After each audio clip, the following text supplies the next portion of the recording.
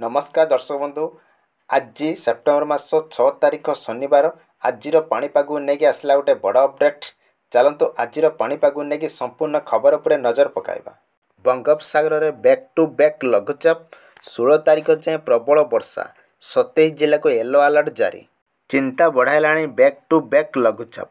गोटे लघुचाप प्रभाव न जाणु पुणी बंगोपसागर सृष्टि होउछि आउ एक लघुचाप क्षेत्र प्रभाव में 11 ରୁ 16 जाए पुणी वर्षा लगी रहा नहीं आकलन करिछि पाणीपाग विशेषज्ञ। सेपटे 10 तारिख जाए वर्षा संभावना को नहीं येलो अलर्ट जारी करिछि आंचलिक पाणीपाग केन्द्र। गोटे लघुचाप रे प्रभाव न कमुणु आउ एक लघुचाप संभावना। मौसुमी ट्रप लाइन प्रभाव में राज्य में लगी रही वर्षा। आहरी 5 दिन बर्षा नहीं अलर्ट करिछि पाणीपाग केन्द्र। सेहिभଳି आज 27 जिला को येलो अलर्ट जारी करा जाइछि। 10 तारिख जाए प्रबल वर्षा नहीं सतर्क करिछि केन्द्र। आसंता 24 घंटे केन्दुझर मयूरभंज और सुंदरगढ़ जिले में गोटे किंबा दुईटी स्थान में बिजुली और घड़घड़ी सहित घंटा प्रति झटका पवन 30 ରୁ 40 किलोमीटर रहीपे।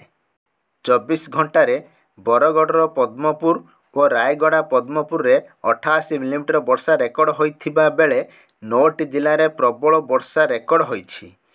ट्रप लाइन प्रभाव न कमुणु सेपटे पुणी बंगोपसागर में आउ एक लघुचाप सृष्टि हेबा नहीं पूर्वानुमान करिछि विशेषज्ञ।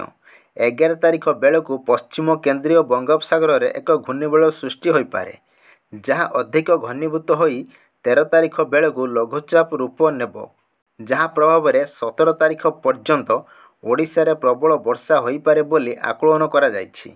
राज्य में बैक टू बैक लघुचाप जोगु समुद्र अशांत रहुछि, तेणु समुद्र को न जावाकू मत्स्यजीवी मानकु बारण करा जाइछि।